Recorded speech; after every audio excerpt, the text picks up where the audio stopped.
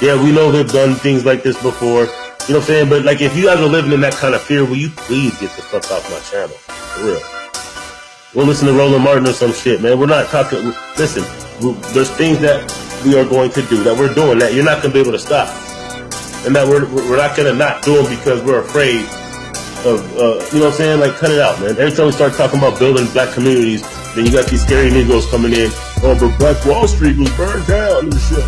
Yeah, because they didn't have enough guns. There's like 20 black towns right now that survived all that shit. Why? Because they had guns and they were willing to fight.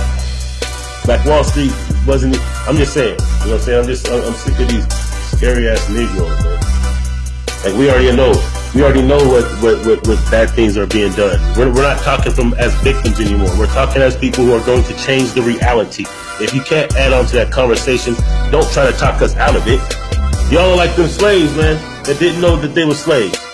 Y'all like them slaves, them house niggas, who when the real niggas was like, yo, it's time to chop the master's head off. Y'all was the niggas like, oh, but he didn't give us 2 biscuits yesterday. Wow, he ain't so bad. Oh, but what about the black on black crap? That's y'all niggas. Oh, but he has so many guns, he would kill us, and then it's gonna be bad for all of us good niggas.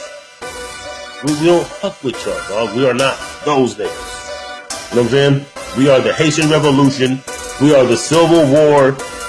Black men and women who fought and banged for our freedom. That is us. And now what we're saying is, unlike Nat Turner, unlike Jean-Jacques Dessalines, unlike those in the Civil War, those black soldiers from the North who joined the Civil War, which is the only reason why the North won. So we basically got our own damn freedom. Unlike those times, we have opportunities and options that our ancestors did not have. It is a disrespect. It is a show of cowardice. It is betrayal. It is agentry. It is despicable pussyism for a man to be speaking on this bullshit when all we're talking about is let's boycott and spend more money with our own people. But we got Negroes who will go against the grain and try to actually dissuade us or undermine the importance of doing this. Like, they're actually undermining while we're talking about trying to do things that are good for our people.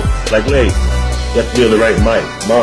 You have to really have the right objectives and clearly understand it to the point where there won't be certain types of fundamental disagreements on things. Like, some things we're just not going to be saying and doing in a fashion because, you know what I'm saying? Just like all these other communities. But you don't see them outing each other. And one of them get caught one of those, you don't see other Jewish people like, yeah, well, blah, blah, blah. You don't even see that. They'll black it out, they'll be quiet, they won't say shit about it. But they won't go publicly to disrespect. And they do the most vile shit. But we have that super niggerism complex that Dr. Amos Wilson spoke about. Super niggerism is when we don't agree with someone or understand their move or something, all of a sudden we throw everything good under the bus with them. Oh, Elijah had more than one wife? Oh, well, that means the white man's not the devil anymore? Oh, does it mean that we shouldn't do for self anymore now? Because Elijah was, you know what I'm saying, had more than one wife? Practicalities, and then there's superficial dogmaticism. You can't say that you're breaking the chains of religion, but you still practice superficial dogmaticism in other parts of your life that are way more practical and way more detrimental. See, I know people who believe in Jesus Christ, who might even have a cross and a white cracker Jesus on their homes. I mean, the people in the 60s was believing in a white cracker, a dead cracker on a stick. But that did not stop them from getting into the streets and putting in that real work that changed the lives of our parents, and which gave us the ability to do things that they couldn't do. So sometimes people think we act like we understand these things, but then we do exactly what is going against the grain, and we actually start abating and abetting our own fucking enemies and not even know it.